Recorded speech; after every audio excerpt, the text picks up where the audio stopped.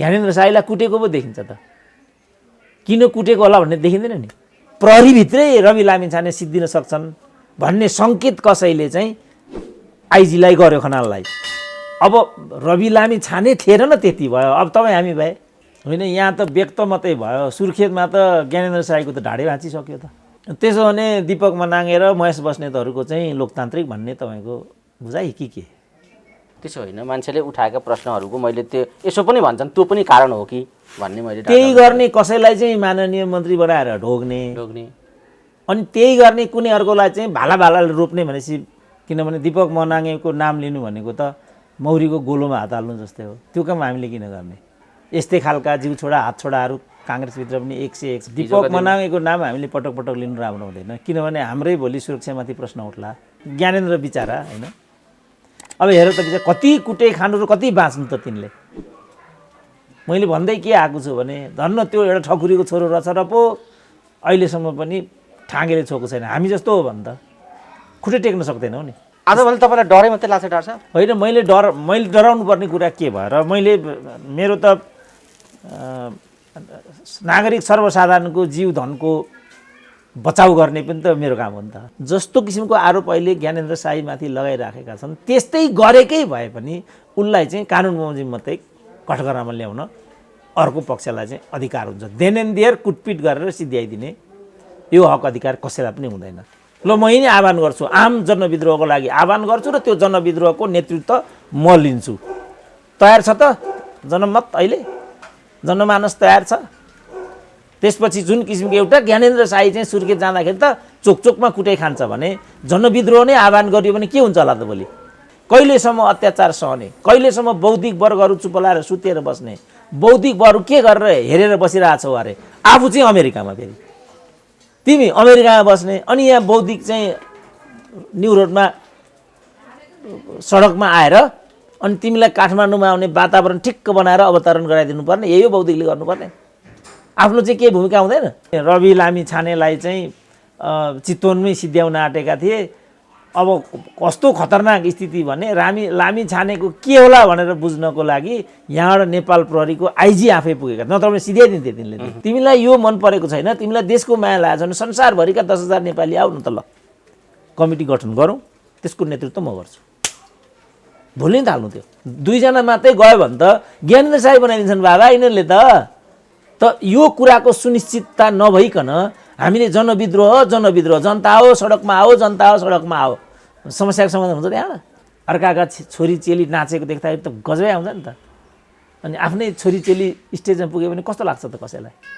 त्यस कारणले यो नबुझिकन हामीलाई यो चाहियो यो चाहियो यो चाहियो भनेर मात्रै आजै सैनिक शासन, यो संविधान भएन यसलाई पाठ दिन्छौँ, यो धर्मनिरपेक्ष भएन, हामी यसलाई चाहिँ हिन्दू राज्य बनाउँछौँ, राज संस्था बनाउँछौँ, यो हिन्दू बनाउने राज संस्था, हिन्दूलाई फाल्ने राज संस्था फ्याँक्ने, यही राजाको नाममा भजन गाउनेहरूले गरेर काम गरे होइन हिजो?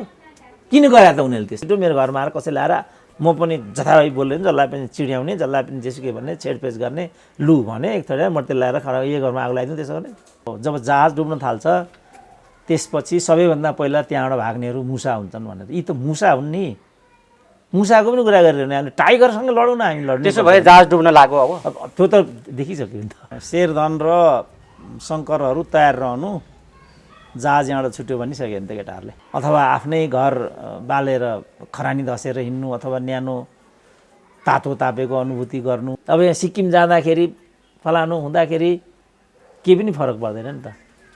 अनि त्यो व्यथा आफू भए ठाउँमा आयो भने सही त केपी ओलीले गर्छन्, त्यो कुरा सत्य हो। तर त्यहाँ सही हात समातेर सही गराउने त हामी पो महेश बस्नेत, दीपक मनाङे देख्छौँ। हामीलाई थाहा छैन नि महेश बस्नेत, दीपक मनाङेहरू कुन सूत्रबाट त्यहाँ पुगेका हुन्? थाहा छ र मान्छेलाई? थाहा हुँदैन नि। जे देखिन्छ राजनीतिमा त्यो राजनीति नै होइन नि। ल यो व्यवस्था भएन, कुन व्यवस्था आउँछ त? भारतले राजा ल्याइदिन्छ भन्छन् कसैले, कुम्भ मेला भरेर आउँछन् राजा, कोरोना बोकेर आउँछन्, तर राजमुकुट बोकेर आउन उनी सक्दैनन्। अब ती जनता के भन्छन्? हामीलाई सैनिक शासन चाहियो भन्छन्। सेना आऊ भनिदिन सजिलो छैन, किनभने सेनाको कस्तो शासन हुन्छ भन्ने कुराको नजिकको उदाहरण अब अहिले म्यानमार छ। 2000 भन्दा बढी मान्छेहरू त्यहाँ मरिसके होला। यो व्यथितिलाई पल्टाउनको लागि 2टा मात्रै विकल्प हुन्छ। आह्वान गर्नु मात्रै पर्याप्त हुँदैन। जस्तो ती एउटा गोडसे जन्माउँछु भने नि त एकजना सभासदले जन्माउन सके त 24 घण्टा नबिते थरथर काँप्नु परेको परेन त्यो बोल्नुको के अर्थ भयो त्यो एउटा प्रतिक्रियात्मक बोली थियो त्यो बोलीमा ठुलो अर्थ थियो तर उनले त्यसलाई थाम्न सकेनन् भन्छन् यसलाई पनि थुन्छु उसलाई पनि काट्छु फलानो गर्छु भन्छन् नि अनि जसलाई पनि थुनेर समस्याको समाधान हुन्छ त भेन्यू मेरो घर छ खाजा पानीको व्यवस्था म गर्छु यहाँ एउटा बैठक बसौँ आम मान्छेको भनाइ के छ भने हामी सङ्गठित हुनु पर्यो हामी एक ठाउँमा आउनु पर्यो उनीहरूको एउटा भावनालाई कदर गर्नको लागि म आजै यहीँबाट आह्वान गर्छु साथीहरू तपाईँहरू आइदिनुहोस् एकपल्ट मेरो नेपाली सेनाले पड्काउने बन्दुक पनि गोली पनि बाहिरबाट लिएर आउनुपर्छ गनेर त्यति परनिर्भर छ हाम्रो नेपाली सेना थाहा छ नेपाली जनतालाई यो कुरा राजा बोल्दैन नि त अनि राजाको तर्फबाट म बोलिदिउँ त्यसो भए राजाको वरिपरि राजाको नाम बजाएर खाने होला नि त भातेहरू पनि छैनन् त्यहाँ प्रशस्तै छन् सरकार सरकार भन्नेहरू छैनन् त्यहाँ अनि ती भातेहरू चाहिँ किन मुख टालेर बसेका छन् भातेहरू भातै मात्रै खाने के पनि नहुने दोर्याएर तेर्याएर चौर्याएर मन्त्री महामन्त्री गोर्खा दक्षिण बाहुला र टलक टल र भुँडी यत्रो हालेर हिँड्ने अनि हामी चाहिँ खुदा नखास्ता नखाएको छ नलाएको छ के भनिदिउँ त अब यहाँलाई वीरेन्द्रको वंश विनाशसँग जोडिएका मान्छेहरू परिवारजनहरू साक्षात् छन् त्यहाँ गोरख शमशेर ती छन् अरू एकजना अधिराज कुमारी पनि त्यहाँ छिन् सबै त्यहाँ छन् पारस ती छन् कोमल ती छन् अनि हामीले कहाँबाट फेरि के भन्दिने हामीले के भन्दिने तर भनिराखेका छन् ईश्वर हो ईश्वर हो भन्ने त भन्छ त बन्यो त अर्थ बोल्ने मान्छेले बोल्दैन नेपाली सेनालाई मैले जहाँसम्म चिनेको छु ऊ सैनिक विद्रोहमा आउँदैन जस्तो सेनालाई यो कुरा भन्यो भने उसलाई गर अहिले नै गर सोधौँ ऊ के भन्छ भने हामीलाई त सरकारले आदेश दिनुपर्छ आदेश दिएको कुरा मात्रै हामीले गर्ने हो भने उसले यसरी जवाफ दिन्छ सरकार आदेश दिँदैन अनि यो पनि सेनाकै टाउकामा हालिदिनु त फेरि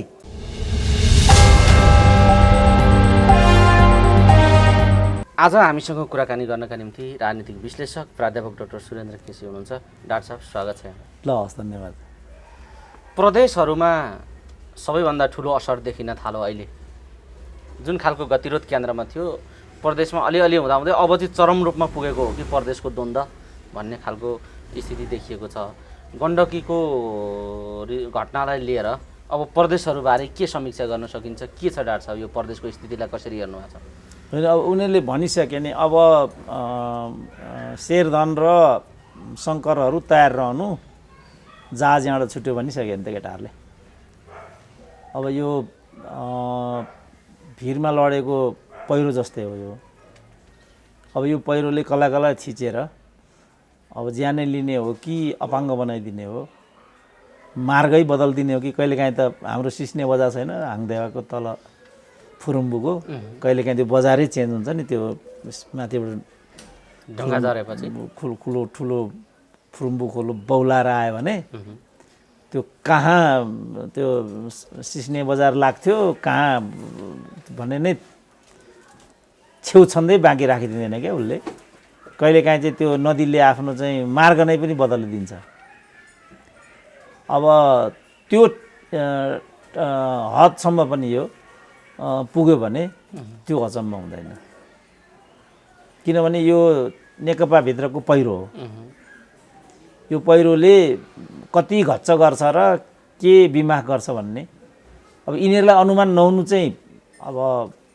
लज्जास्पद हो आफ्नै घरमा बाढी आएको थाहा नपाउनु र त्यसलाई नतर्काउनु अथवा आफ्नै घर बालेर खरानी धसेर हिँड्नु अथवा न्यानो तातो तापेको अनुभूति गर्नु यो चाहिँ मैले देख्दा टिक्का टिप्पणीको विषय हो अब यो गण्डकीमा जे भइरहेछ त्यो कहाँ पुग्ला के होला भन्ने त मैले देख्दा टिक्का टिप्पणीको विषय नै नभन्नुपर्ने हो जस्तो त्यहाँ एउटा संवेदनशील र एउटा गम्भीर सङ्केत पनि भयो र आलोचना पनि भइराखेको छ जस्तो अब ओलीको पक्षमा उभिनु पर्ने कुनै कार्यकर्ताहरू नेताहरूका लागि आवश्यक छैन भन्ने खालको अभिव्यक्ति दीपक मनाङ्गेले दिए र यो दुइटै किडनी नहुनेका पक्षमा किन उभिने म त धन्न समयमा बाहिर निस्केर बचेँ भन्ने खालको एउटा छुच्चो र एउटा खालको छुच्चो र दुष्ट किसिमको अभिव्यक्ति उनले दिए भनेर अहिले आलोचना भइराखेको छ तर उनले त्यो दिँदै पनि अब ओलीका पक्षमा उभिनु पर्ने यो देशका नेता कार्यकर्ताहरूको कुनै आवश्यकता छैन म चाहिँ बचेँ भन्ने खालको उनले जो अभिव्यक्ति दिएर सन्देश दिन खोजेका छन्। हुन त उनले फेरि मन्त्री पद गएका छन्, त्यसैका लागि पनि होला भन्ने एउटा कुरा त भयो। तर उनले जे अभिव्यक्ति दिए त्यसले के सङ्केत गर्छ डाक्टर साहब? किनभने त्यो पनि एउटा अहिले चर्चाको विषय बनेको छ। ओलीसँग किन उभिने, ओलीसँग किन बस्ने भन्ने खालको एउटा प्रश्न उनले उठाइदिएका छन्। के भन्नुहुन्छ? मैले त त्यो पनि गौण महत्त्वको प्रश्न हो। महत्त्वपूर्ण प्रश्न चाहिँ त्यस्तो भन्ने र त्यस्तो सोच प्रवृत्तिलाई ओलीहरूले हिजो किन बोके, यो हो नि त। दीपक मनाङे प्रवृत्तिलाई त उनीहरूले सबैभन्दा बढी बोकेको देखिन्छ। दीपक मनाङेको नाम हामीले पटक पटक लिनु राम्रो हुँदैन, किनभने हाम्रै भोलि सुरक्षामाथि प्रश्न उठ्ला। यहाँ पुर्याइदियो नि त यिनीहरूले। म त कहिले पनि दीपक मनाङेको नाम लिन्न नि, किनभने दीपक मनाङेको नाम लिनु भनेको त मौरीको गोलोमा हात हाल्नु जस्तै हो। त्यो काम हामीले किन गर्ने त? दीपक मनाङहरू जन्माउने यी जो ओलीहरू छन्, किनभने हरेकले यस्तै गरेको छ नि त। काङ्ग्रेसले पनि यस्तै गरेको छ। यस्तै खालका जिउ छोडा हात छोडाहरू काङ्ग्रेसभित्र पनि 101 छन्। माओवादीभित्र त छँदैछन्। सबै पुलिसका आइजीहरू, सेनाका जर्नेलहरू जम्मै माओवादीको चाहिँ फुली लगाएर हिँड्छन्। उ बेलाका ठुल्ठुला बडा हाकिमहरू। अब ती बडा हाकिमहरूको अभिव्यक्ति कस्तो हुन्छ, तिनीहरूको राजनीतिक संस्कार के हुन्छ, तिनीहरूले नागरिकलाई कस्तो प्रकारले व्यवहार गर्छन् भन्ने कुराको टिप्पणीको विषय हुन्छ। फर्केर हेर्नुपर्छ ओलीहरूले कस्तो लगानी यिनीहरूले गरे। आफ्ना चाहिँ 14-14, 15-15 वर्ष जेल बसेका मोहनचन्द्र अधिकारी जस्ता, नरेश खरेल जस्ता, रामनाथ दाहाल जस्ता शहीदहरूलाई यस्ता मान्छेसँग जुन अनुवाद गरे यिनीहरूले, त्यसको एउटा स्वाभाविक, किनभने जहाँ काउली रोपिन्छ भने त्यहाँ मुला त फल्दैन नि। जहाँ जे रोपिन्छ त्यहाँ त्यही फल्ने त हो। त्यस कारणले हामी उनीहरूलाई चाहिँ विषय नबनाउँ। अनि मैले आम प्रवृत्तिलाई भन्न खोजेको, अहिले ओलीसँग किन उभिने नेता कार्यकर्ताले भनेर मनाङ्गे जस्ता तरिकाको स्वतन्त्र भएर आएका र त्यो पृष्ठभूमिबाट आएका मान्छेले पनि त्यसो भनेपछि ओलीमाथिको मूल्याङ्कन कहाँ पुग्यो त? आज ओली कहाँ पुग्दैछन् भन्ने खालको प्रश्न मैले। होइन, यो पनि धेरै 25 वर्षै अगाडि लोकेन्द्र बहादुर चन्दले भनिसकेको कुरा हो। जब जहाज डुब्न थाल्छ त्यसपछि सबैभन्दा पहिला त्यहाँबाट भाग्नेहरू मुसा हुन्छन् भनेर। यी त मुसा हुन् नि। मुसाको पनि कुरा गरिरहने, हामी टाइगरसँग लडौँ न, हामी लड्ने। त्यसो भए जहाज डुब्न लाग्यो। अब त्यो त देखिसक्यो नि त। जहाज त उत्तानै परिसक्यो नि। अब अदालतले टिको लगाइदिएकोमा बाहेक अब केपी ओलीको जहाज तैरिने कहाँ के कुनै पर पनि कहीँ देखिन्छ त? उज्यालो कहीँ छ त्यस्तो?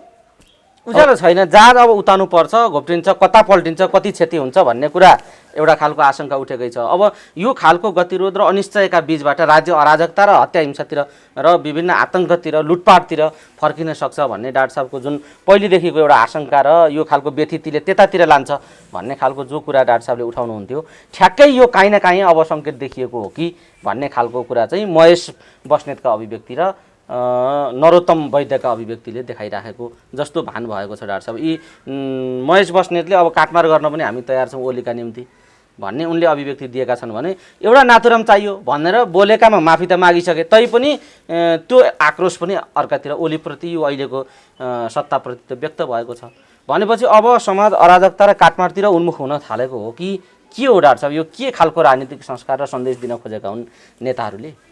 होइन, यहाँ त व्यक्त मात्रै भयो। सुर्खेतमा त ज्ञानेन्द्र साईको त ढाडे भाँचिसक्यो त। त्यता त्यस्तो छ। फेरि यहाँ त व्यक्त मात्रै गरे। महेश बस्नेतको पनि नाम धेरै नलिउँ फेरि, किनभने खाइएला फेरि आफूले पनि। आजभोलि तपाईँलाई डरै मात्रै लाग्छ डाक्टर साहब? होइन, मैले डराउनु पर्ने कुरा के भयो र? मेरो त नागरिक सर्वसाधारणको जीव धनको बचाउ गर्ने पनि त मेरो काम हो नि त। यो प्रवृत्तिमा हामी अगाडि बढ्यौँ भने शान्ति सुरक्षाको व्यवस्था ठिक छैन बाबु भनिदिनु पऱ्यो नि त। मेरो यो सूचित गर्ने पनि त मेरो जस्तो ज्ञानेन्द्र बिचारा होइन। अब हेर त बिचारा कति कुटे खानु र कति बाँच्नु त तिनले। मैले भन्दै के आएको छु भने धन्न त्यो एउटा ठकुरीको छोरो रहेछ र पो अहिलेसम्म पनि ठाँगेले छोएको छैन। हामी जस्तो हो भने त खुट्टै टेक्न सक्दैनौँ नि। यत्रो घाउ हिजो पनि देखाइरहेको थियो भालाले, त्यो रडले घोचेको। अब त्यहाँ केही कारबाही होला, केही होला भन्ने कुनै आश गर्न सकिन्छ त्यहाँ? किनभने योभन्दा पहिला अर्को एउटा पत्रकार थिए नि टिभीमा बोल्ने, के नाम छ, लामिछाने भाइ रवि लामिछानेलाई चाहिँ चितवनमै सिद्ध्याउन आँटेका थिए। अब कस्तो खतरनाक स्थिति भने लामिछानेको के होला भनेर बुझ्नको लागि यहाँबाट नेपाल प्रहरीको आइजी आफै पुगेका, नत्र भने सिध्याइदिन्थे तिनले। यसको मतलब के भने प्रहरीभित्रै रवि लामिछाने सिद्धिन सक्छन् भन्ने सङ्केत कसैले चाहिँ आइजीलाई गर्यो खनाललाई। अब रवि लामिछाने थिएन न, त्यति भयो। अब तपाईँ हामी भए रहन्थ्यो त विषय केही, किनभने हिरासतमा पनि कयौँ मान्छेको गएको छ जिउ ज्यान। कुटपिट अङ्गभङ्ग त सामान्य कुरा, पुलिसको हातमा परिसकेपछि रामधुलाई त त्यहाँ हुन्छ नै हुन्छ। त्यो त रामधुलाई खानेहरूलाई राम्रोसँग थाहा छ। मानव अधिकार पढ्दै भए पनि कुट्दै गर्छन्, दस्तावेज हेर्दै मान्छे कुट्दै गर्ने चलनै छ हाम्रो देशमा। त स्थिति बिग्रिँदै गएको छ। मैले सुरुदेखि वार्न गराएको चाहिँ के भने यो अस्तव्यस्तता र अराजकताको बाटोतिर गयो भने त्यस प्रकारले पनि कयौँ देशहरू सिद्ध्याइएको छ विगत समयमा। जनताले सर्वत्र नागरिक अधिकारको कुरा गर्ने, लोकतन्त्र भएन भन्ने, कोही नागरिक अधिकार कोही लोकतन्त्र भन्ने सुन्दाखेरि त अब त्यो राम्रै लाग्छ। कति राम्रो हुन्छ मानव अधिकार, लोकतन्त्र यस्तो भन्ने कुरा। जस्तो अश्लील गीत सङ्गीत पनि हुन्छ नि, अर्काका छोरी चेली नाचेको देख्दाखेरि त गजबै आउँछ नि त। अनि आफ्नै छोरी चेली स्टेजमा पुग्यो भने कस्तो लाग्छ त कसैलाई। तर मजा त अर्कैको छोरी चेली हेर्नमा आउँछ नि त मान्छेलाई। अब यहाँ सिक्किम जाँदाखेरि फलानु हुँदाखेरि केही पनि फरक पर्दैन नि त। अनि त्यो व्यथा आफू भए ठाउँमा आयो भने के हुन्छ भनेको मैले चाहिँ। त्यस कारण बेलैमा सचेत हुनुपर्छ, भोलि ठुलो क्षति उठाउनु पर्ला, जीवधनमा ठुलो एउटा गतिरोध आउला। मुलुक अहिले मान्छे भन्ने अहिले भन्दैछन् नि त यो सबै त के कुरा हो र, देशै रहने होइन कि क्या हो भन्नेमा धेरै जसोको मनोविज्ञान त बनिसकेको छ नि त अहिले। किनभने अब कुनै पनि निर्णय हामी गर्न सक्दैनौँ भन्ने कुरा त प्रष्ट भइसक्यो। यो देशको कुनै पनि निर्णय न मन्त्रीको छनौट यहाँभित्रबाट हुन्छ, न राजदूतको छनौट यहाँभित्रबाट हुन्छ, न कुनै संवैधानिक नियुक्तिहरू यहाँभित्रकाले गर्छन्। सही त केपी ओलीले गर्छन्, त्यो कुरा सत्य हो। तर त्यहाँ सही हात समातेर सही गराउने त हामी पो महेश बस्नेत, दीपक मनाङे देख्छौँ। हामीलाई थाहा छैन नि महेश बस्नेत, दीपक मनाङेहरू कुन सूत्रबाट त्यहाँ पुगेका हुन् थाहा छ र मान्छेलाई? थाहा हुँदैन नि। जे देखिन्छ राजनीतिमा त्यो राजनीति नै होइन नि। राजनीतिमा त जे देखिन्छ त्यो राजनीति हुँदैन, जे देखिँदैन त्यो चाहिँ राजनीति हुन्छ। राजनीति भनेकै त्यही हो। अहिले के देखिएको छ के देखिएको छैन डाक्टर साहब बताइदिनु त, तपाईँले देखेको? होइन, अहिले मध्यावधि विघटन भएको देखिन्छ। अदालतले केपी ओलीका चाडा विषयहरूलाई उल्टाइदिएको देखिन्छ। अहिले किन यस्तो भइरहेको छ भन्ने देखिँदैन। जस्तो नेकपाको विभाजनलाई बदर गरिदियो अदालतले। अब त्यति बेर एक थरीले राम्रो माने, एक थरीले नराम्रो माने। अहिले आएर फेरि त्यही अदालतले एमालेलाई नै जेठ 2 को स्थितिमा फर्काइदियो, 2 वर्ष ब्याक गरिदियो। अब यो मात्रै देखिन्छ नि त। तर उसले यस्तो किन गरेको छ भन्ने थाहा हुँदैन नि। नेकपालाई जुन यथास्थितिमा फर्काइदियो, जस्तो ऋषि कटेलको विषयलाई मुल्तवी गरेको मात्रै देखियो नि। तर ऋषि कटेलको मुद्दा किन मुल्तवीमा राखेको रहेछ भन्ने कुरा त 4 वर्षपछि मात्रै थाहा भयो नि। त्यही ऋषि कटेलको मुल्तवीमा रहेको मुद्दालाई समातेर नेकपाको एकतालाई बदर गरिदियो नि त। भने देखियो त कुरा। खालि ऋषि कटेलको दललाई मुल्तवीमा राखेको मात्रै देखियो चाहिँ यो। तर यसभित्रको खेल त यो थियो नि जो 4 वर्षपछि देखा पर्यो, जहाँ गएर चाहिँ नेकपाको विभाजनलाई अवैधानिक, वस्तुत अवैधानिकता चाहिँ दियो। यो देखेको थियो त मान्छेले। त किन देखेनन् त मान्छेले यो कुरा? किनभने राजनीति देखिँदैन। जस्तो त्यो 5 पूर्व प्रमुख निर्वाचन आयुक्त भन्छन् नि, तीमध्ये एउटाले गरेको हो नि त यो काम। यसले त्यति बेर यो कुरा किन देखेन? यो राम्रो हुँदैन, यो उपयुक्त हुँदैन भन्ने कुरा उसले त्यति बेर किन देखेन? ऋषि कटेललाई हेपेर उसले त्यो नगरेको थियो। ऋषि कटेल हो, सानो, केही गर्न सक्दैन, हुन्छ भनेर ठुला यी साँडेहरूलाई दिइहाल्यो। अब बिचरा यसले नदिएको मात्रै देख्यौँ हामीले। उसले किन दिएन भन्ने कुरा देखाएको थियौँ त। यो किन नै राजनीति हुन्छ जुन चाहिँ कसैले पनि बुझ्दैन। जस्तो जनमत सङ्ग्रह भन्ने घोषणा राजाले, अब यसो हेर्दा राजा प्रजातान्त्रिक देखिए जनमत सङ्ग्रह घोषणा गरे। राजाले आफूलाई प्रजातान्त्रिक देखाउन जनमत गरे हो र? राजाले त आफ्नो व्यवस्थालाई डेन्टिङ पेन्टिङ गरिकन अगाडि बढाउन पो जनमत गरिएको हो त। हेर्दाखेरि राजा उदारवादी प्रजातन्त्रवादी जनमत दिए भन्ने भयो। अहिले पनि राजा वीरेन्द्रलाई मान्छे प्रजातान्त्रिक उदार मना भन्छन्, अहिले पनि त्यस्तो भन्छन्। तर यो त सत्य होइन नि त। राजाले त आफ्नो व्यवस्थालाई त्यो तरिकाबाट पुनर्जीवन दिने ध्येयले पो त्यो गरेका थिए त। त्यसकारण राजनीतिमा जे देखिन्छ त्यो हुँदैन, जे देखिँदैन त्यो मात्रै हुन्छ। अब यहाँ पनि त्यही हो। ज्ञानेन्द्र शाहीलाई कुटेको पो देखिन्छ त, किन कुटेको होला भन्ने देखिँदैन नि। अब अहिले अब यहीँ काठमाडौँमा बस्ने मानिसहरू उनको खानपान र चरित्रसँग लगेर जोडिराखेका छन्। अब कत्रो कन्फ्युज भयो त। अब सत्य के हो भन्ने नै स्पष्ट छैन। हो, त्यो चाहिँ राजनीति हो। ल, उनले मादक पदार्थ खाएर चारित्रिक गतिविधि गरेकै भए पनि बाटामा कुट्न पाइन्छ त त्यस्तो गर्नेलाई। त्यसो भने त्यो ज्ञानेन्द्र शाहीले मात्रै गर्छन् यस्तो काम, अरूले गर्दैन। मादक पदार्थको बिक्री बट्टा हुँदैन नेपालमा। अवैध यौनिक आचरण गर्ने समाजमा अरू मान्छेहरू किन किन ज्ञानेन्द्रै शाहीमाथि मात्रै किन? ललितपुरमा पत्रकार सम्मेलन भयो, तिनै कुटै खान्छन्। चितवनमा कार्यक्रम लिएर गयो, तिनै कुटै खान्छन्। सुर्खेतमा कार्यक्रम लिएर गयो, तिनै कुटै खान्छन्। अरूले चाहिँ किन खाँदैनन् त्यस्तो कुटै? यसका पछाडि ज्ञानेन्द्र शाहीको कानुन हातमा लिने शैली, अस्वाभाविक किसिमको चाहिँ गुन्डागर्दी तरिका, गुन्डागर्दीको शैलीको तरिका, स्वेच्छाचारी चाहिँ विभिन्न खालका गतिविधि, यी यस्ता कुराले उनीमाथि अलिकति आलोचना र प्रहार भइराखेको हो कि भन्ने पनि एक थरीको बुझाइ छ। उनका काम कार्यशैलीहरू अराजक भएर यस्तो भएको हो भन्ने तर्क पनि गर्छन् मान्छेहरू। त्यसो भने दीपक मनाङ र महेश बस्नेतहरूको चाहिँ लोकतान्त्रिक भन्ने तपाईँको बुझाइ कि के? त्यसो होइन, मान्छेले उठाएका प्रश्नहरूको मैले त्यो यसो पनि भन्छन् त्यो पनि कारण हो कि भन्ने मैले त्यही गर्ने कसैलाई चाहिँ माननीय मन्त्री बनाएर ढोग्ने, अनि त्यही गर्ने कुनै अर्कोलाई चाहिँ भाला रोप्ने भनेपछि सामाजिक न्याय भएन नि त। मैले भन्न खोजेको कुरा के भने त्यो नै हो भने पनि विधिको शासनले जे अर्को पक्षले गर्यो त्यो गर्ने छुट हुँदैन कसैलाई पनि। त्यसो हो भने त जस्तो पुलिसले त्यहीँ लाठी हान्छ होइन, त्यहीँ रक्तामै हुन्छ, त्यसलाई त्यहीँ अझ कुटेर त्यहीँ सिध्याइदिए हुने हो नि त। तर उसले रेस्क्यु गर्छ, सिधै चाहिँ हिरासतमा लैजाँदैन, वीरस्थलमा लैजान्छ। किनभने सबैको आफ्नो कर्तव्य हुन्छ नि, सबैसँग आफ्नो चाहिँ एउटा कार्यशैली हुन्छ। ज्ञानेन्द्रको त्यस्तो कार्यशैली रहेछ मैले माने।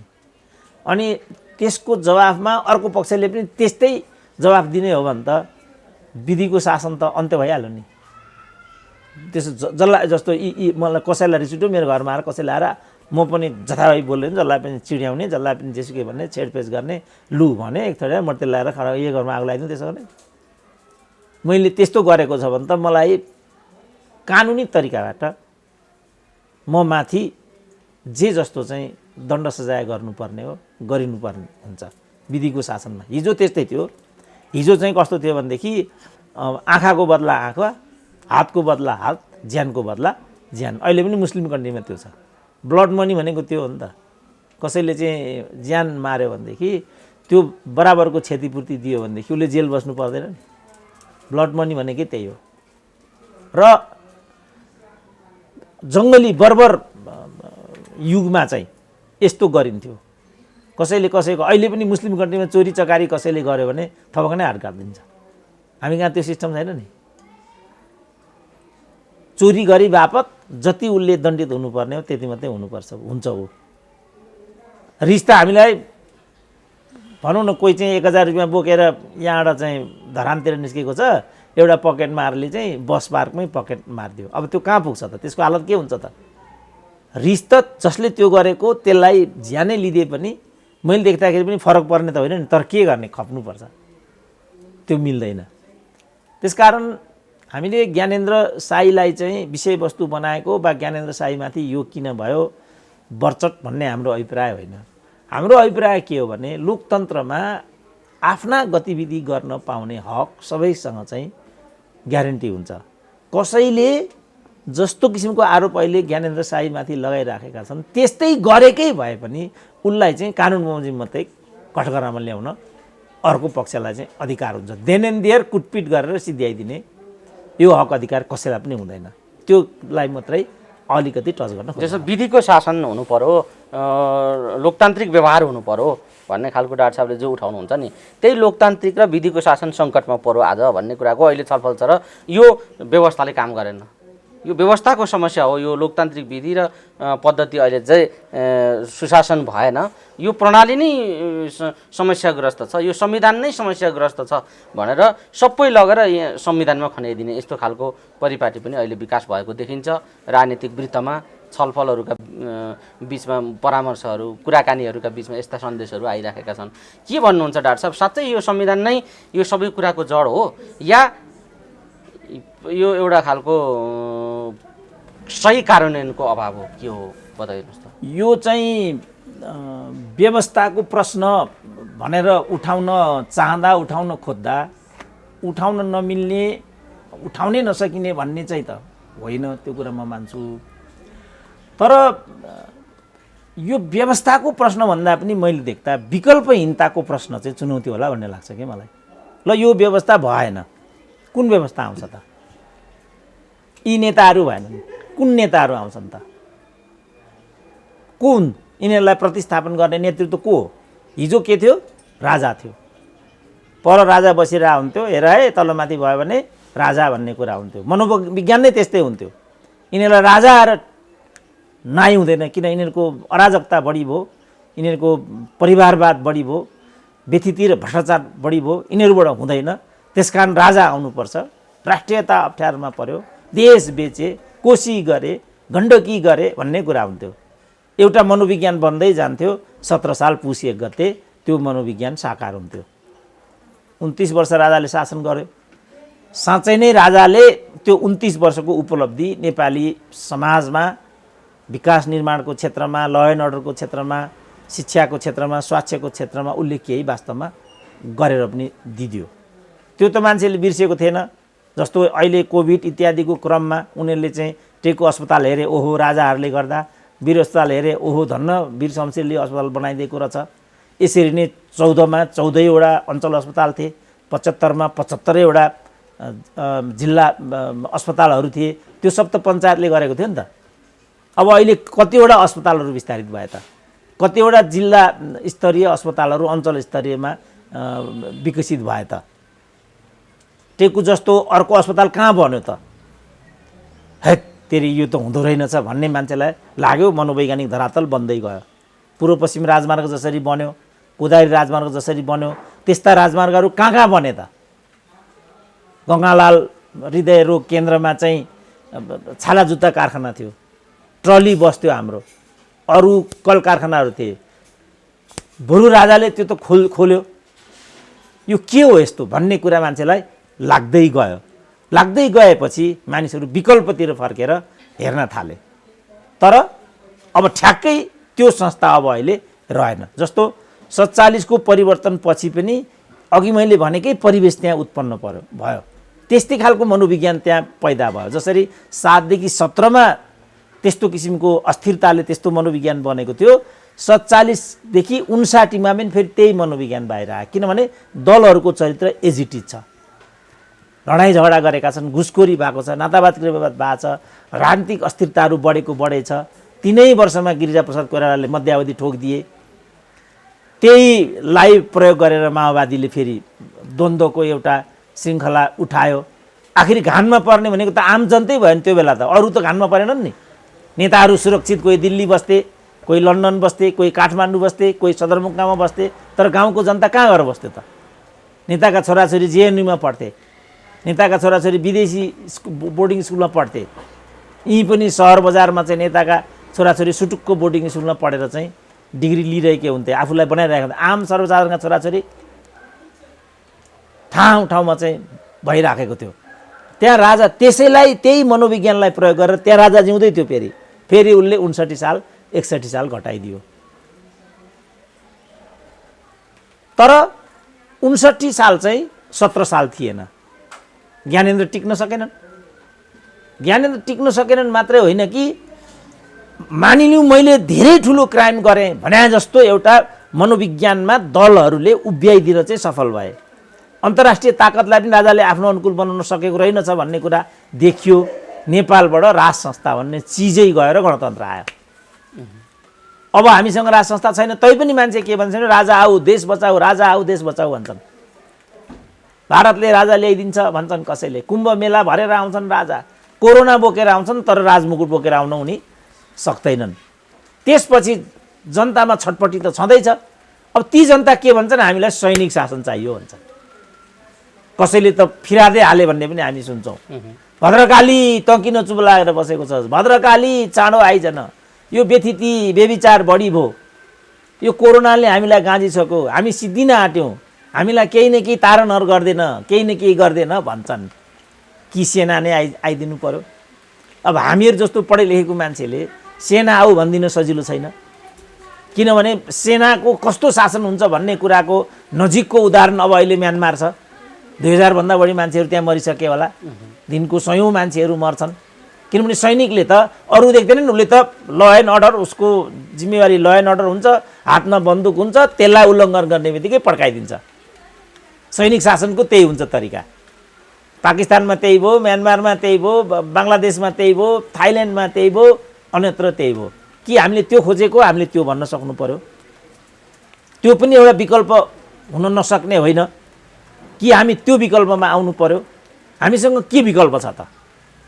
त्यसपछि हामी अहिलेको शासन भोग्नको लागि बाध्य छौँ। त्यसकारण मैले चाहिँ के भनेको छु भने यो व्यथितिलाई पल्टाउनको लागि दुईटा मात्रै विकल्प हुन्छ।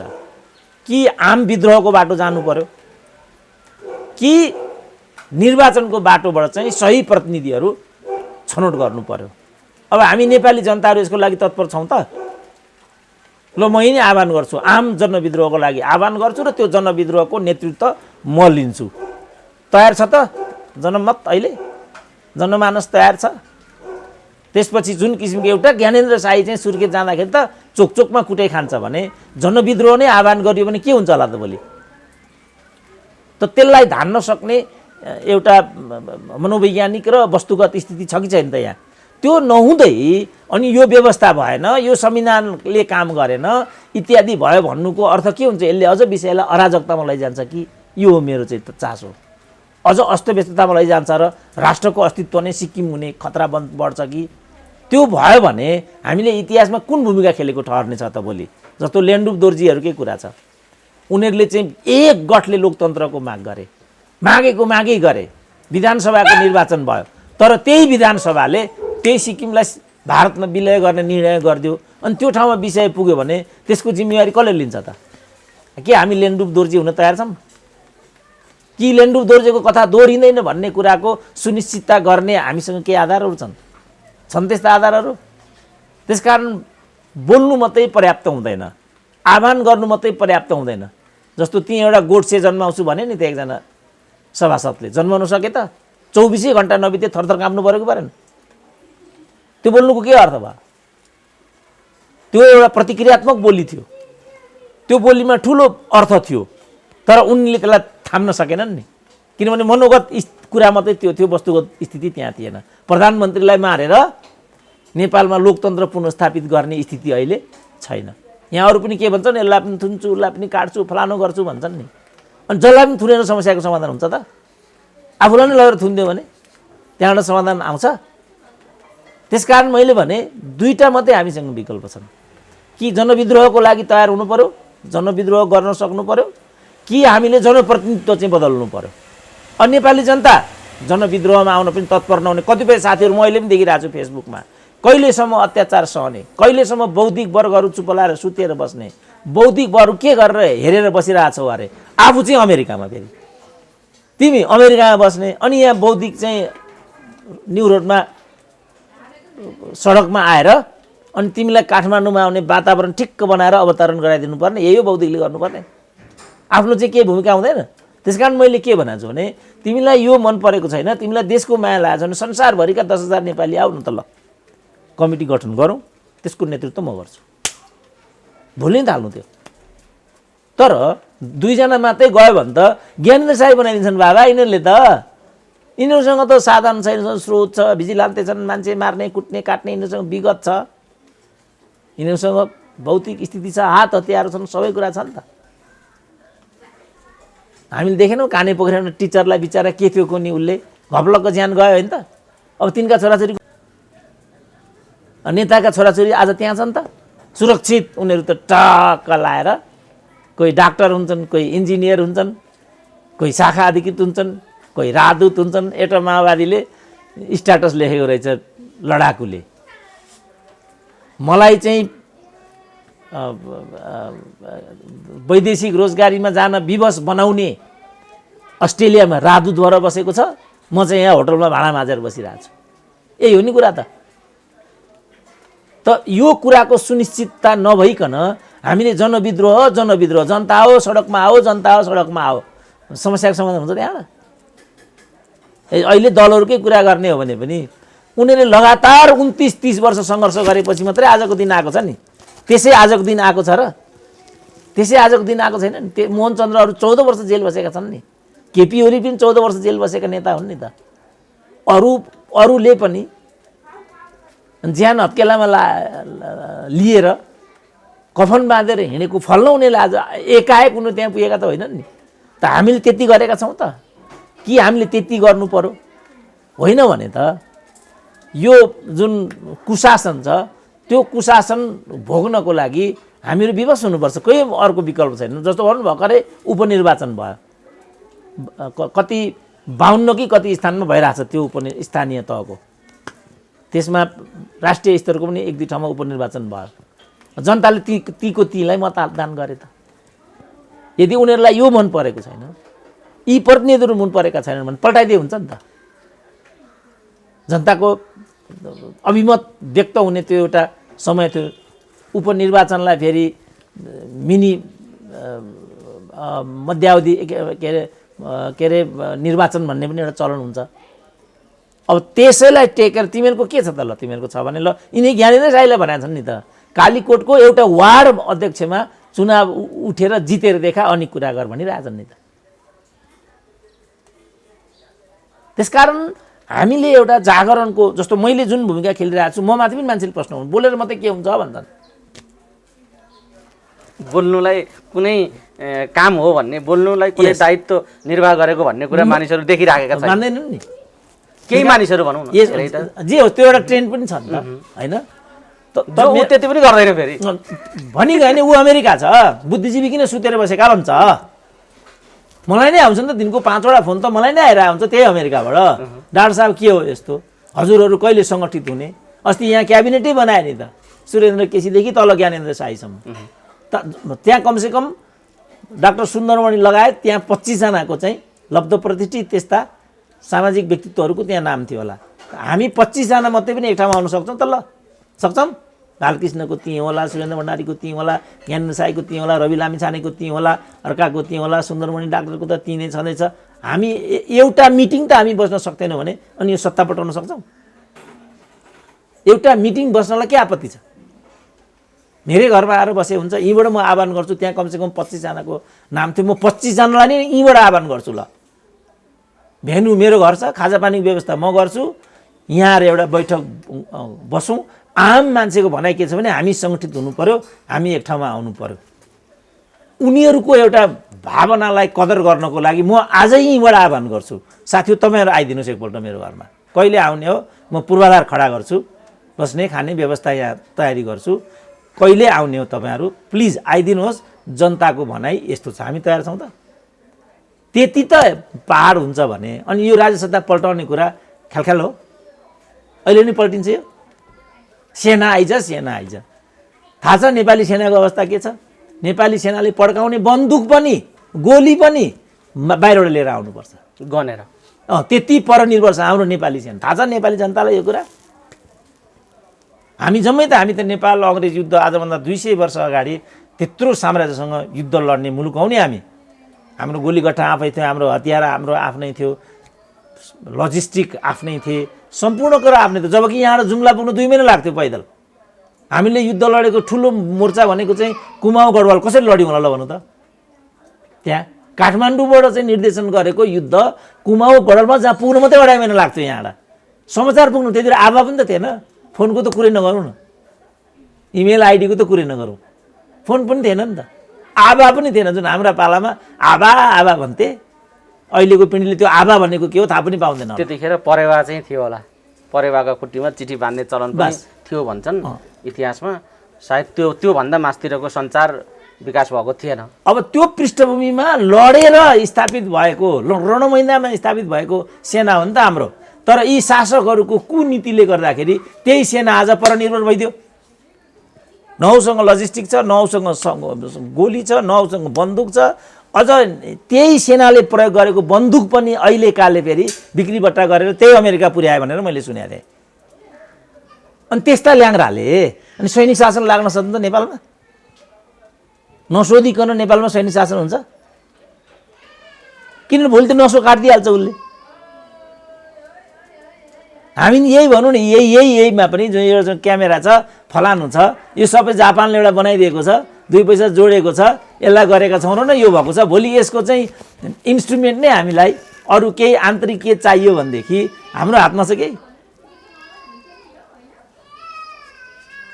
त्यसकारणले यो नबुझिकन हामीलाई यो चाहियो भनेर मात्रै आजै सैनिक शासन यो संविधान भएन यसलाई फाट दिन्छौँ यो धर्मनिरपेक्ष भएन हामी यसलाई चाहिँ हिन्दू राज्य बनाउँछौँ राज संस्था बनाउँछौँ यो हिन्दू बनाउने राज संस्था हिन्दूलाई फाल्ने राज संस्था फ्याँक्ने यही राजाको नाममा भजन गाउनेहरूले गरेर काम गरे होइन हिजो किन गरे त उनीहरूले त्यस्तो यो हिन्दू धर्मनिरपेक्ष राज्य भन्ने त न 12 बुँदेमा थियो न जनआन्दोलनको माग हो इभन गणतन्त्रको कुरा 12 बुँदेमा थियो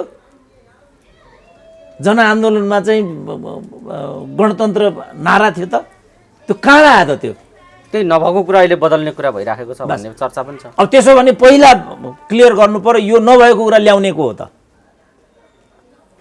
तिनीलाई त पहिला पोइन्ट आउट गर्नु पर्यो त्यसैले मैले भनेको छु नि त मैले आफै राजैसँग भेटेको छु नि त मान्छेले के भन्छन् भनेदेखि यो जुन 2063 वैशाख 11 गतेको जुन शाही घोषणा हो त्यो शाही घोषणा हुनुभन्दा अगाडि दलहरूसँग कुनै न कुनै सहमति भएको छ भन्छन् बजारमा र त्यति बेला जो कर्णसिंह भन्ने भारतबाट आएका थिए तिनीसँग पनि यो केही न केही कुरा भएको छ भन्छन् राजा बोल्दैन नि त अनि राजाको तर्फबाट म बोलिदिउँ त्यसो भने यस्तो छ त भनिदिनु पर्यो नि राजाको वरिपरि राजाको नाम बजाएर खाने होला नि त भातेहरू पनि छैनन् त्यहाँ प्रशस्तै छन् सरकार भन्नेहरू छैनन् त्यहाँ अनि ती भातेहरू चाहिँ किन मुख टालेर बसेका छन् त अब म भनिदिउँ यहाँबाट होइन यस्तो भएको थियो राजासँग भनिदिउँ म भातेहरू भातै मात्रै खाने के पनि नहुने दोर्याएर तेर्याएर चौर्याएर मन्त्री महामन्त्री गोर्खा दक्षिण बाहुला र टलक टलक भुँडी यत्रो हालेर हिँड्ने अनि हामी चाहिँ खुरा नखास्ता नखाएको छ नलाएको छ के भनिदिउँ त अब यहाँबाट मैले देख्दाखेरि कुनै न कुनै सहमति त्यहाँ भएकै हुनुपर्छ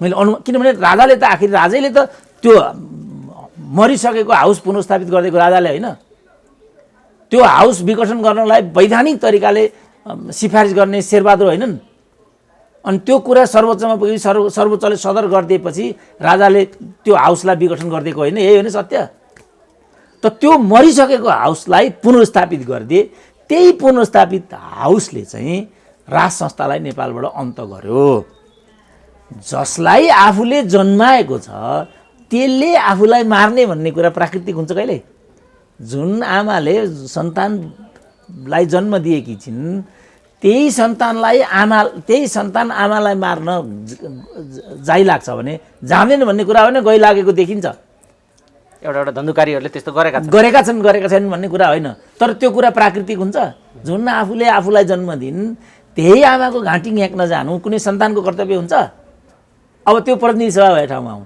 जुन मरिसकेको प्रतिनिधि सभालाई राजाले चाहिँ पुनर्जन्म दिएको छ त्यसले नै त्यो राजालाई मार्ने नैसर्गिक अधिकार कहाँ पाउँछ त्यसले त्यसको मतलब त्यहाँ केही न केही सम्झौता भएको छ त्यहाँ मेरो विचारमा त्यहाँ भएको छ तर अब जोसँग सम्झौता भएको छ ऊ बोल्दैन अब हामी कसरी बोलौँ यो वीरेन्द्रको वंश विनाशको बारेमै म यो कुरा भन्छु नि वीरेन्द्रको वंश विनाशसँग जोडिएका मान्छेहरू परिवारजनहरू साक्षात छन् त्यहाँ गोरख शमशेर ती छन् अरू एकजना अधिराज कुमारी पनि त्यहाँ छिन् सबै त्यहाँ छन्, पारस ती छन्, कोमल ती ती छन्। अनि हामीले कहाँबाट फेरि के भन्दिने, हामीले के भन्दिने? तर भनिराखेका छन् ईश्वर बस। हो ईश्वर हो भन्ने त भन्छ त, बन्यो त अर्थ, बन्यो त अर्थ। बोल्ने मान्छेले बोल्दैन। मैले गोरा शमशेरको मैले आफै अन्तर्वार्ता हेरेको छु नि। तपाईँहरूले मलाई पत्याउनुहुन्न, तपाईँहरू विश्वास गर्नुहुन्न, तर सत्य के हो भने यो घटना चाहिँ दिपेन्द्रले नै गराएको हो। अब गोरख शमशेर ती छन् त्यस्तो भन्छन्। अब यहाँ र सुरेन्द्र केसीले के भन्नु ल भन्नु त? हुँदैन भनिदिउँ म। त्यसकारण सम्बन्धित पक्षले आवाज दिनु पर्यो, अलिकति केही न केही त भनिदिनु पर्यो नि। यो सङ्कट र गतिरोधका बिचमा बाहिर जे चर्चा जे ल्याउन, कोही सैनिक शासन, कोही राजा आऊ देश बचाऊ, कोही जनविद्रोह, कोही कोनिके जाति, यस्ता जे आइराखेका छन्, यसमा सम्बन्धित सरकारवालाहरूले चाहिँ बोलेनन्, यो अनावश्यक किसिमको हल्ला भयो भन्ने हो डाक्टर साहब? होइन होइन, हामी चाहिँ अलिकति अब यो बेला ज्ञानेन्द्रले के हो त सत्य बोल्ने बेला भयो भन्ने हो तपाईँको तर्क? होइन, मेरो भनाइ चाहिँ के भने अनधिकृत कुराहरू बोल्दै नहिँडौँ। आधिकारिक पर्सनले मात्रै यो कुरा बोल्नु होइन, आधिकारिकताको आधारमा बोलौँ। पर्सन कसलाई आधिकारिक भन्ने त्यो अर्को डिबेटको विषय भयो। तर मैले केही कुरा बोलेँ, त्यसको आधार के हो त मसँग हुनु पर्यो नि। जस्तो मै बोलिरहेको छु, राजदूत हुन नपाएर भन्छन्। अब हो त यो कुरा? त्यो होइन। कि म काहीँ कोहीसँग आजको 20 वर्षको अवधिमा म कोहीसँग गएर केही मागेको छु भने तपाईँले यो मितिमा गएर फलानुसँग यसरी माग्नुभयो अनि पाउनु भएन अनि तपाईँ बरबराउनु भएको होइन कि त्यसरी भन्नु पर्यो? मलाई आधार चाहियो भनेको चाहिँ त्यो। जस्तो म पनि मान्छे हुँ, ममा कमी कमजोरी हुँदैन भन्ने कुरा त केही छैन नि त। तर मान्छेहरूले नै पनि त कहिलेकाहीँ आफूलाई सकेसम्म कमी कमजोरीबाट बचाउँदै प्रदीप गिरीको नाम म पटक पटक लिन्छु नि त। मन्त्री हुनको लागि मान्छे यति तछाड मछाड गरिरहेछन्, प्रदीप गिरीले मन्त्री मागे अरे भन्ने कुरा त कसैले पनि सुनेको छैन नि त। जस्तो अहिले महेश बस्नेतकै कुरा आयो, हाम्रो विशाल भट्टराईकै कुरा आयो, किनभने उनीहरू चाहिँ केपी ओलीसँग नजिक भएको आधारमा मन्त्री हुने हो कि इत्यादि भन्ने कुरा थियो। हामी जम्मैले आकलन गऱ्यौँ। आजै गृहमन्त्री, भोलि नै गृहमन्त्री भन्यो महेश बस्नेतलाई। जो गृहमन्त्री भएका छन् ती चाहिँ के भन्छन्, 3 बजेसम्म पनि मलाई यो कुरा थाहा थिएन भन्छन्। कति गैरजिम्मेवार छन् त यो देशका मान्छेले। आखिरी खगराज अधिकारीको नाम पनि त हप्ता दिन अगाडिदेखि नै थियो। स्वयं उनी चाहिँ के भन्छन्, 3 बजेसम्म मलाई यो कुरा थाहा थिएन भन्छन्। यो कसले पत्याउँछ त? यो तरिकाको बोल्ने जुन हाम्रो अभ्यास छ यो मिल्दैन। मैले भनेको मान्छेले पनि पत्याउनु पर्यो, त्यसको आधार विश्वसनीयता पनि हुनु पर्यो। बोलेर मात्रै हुँदैन, मागेर मात्रै हुँदैन। जस्तो सैनिक भन्छन्, नेपाली सेनालाई मैले जहाँसम्म चिनेको छु ऊ सैनिक विद्रोहमा आउँदैन। मैले त नेपाली सेनाको अध्ययन पनि गरेको छु, मेरो नेपाली सेनासँग जान पहिचान पनि छ। ऊ सैनिक विद्रोहमा आउँदैन।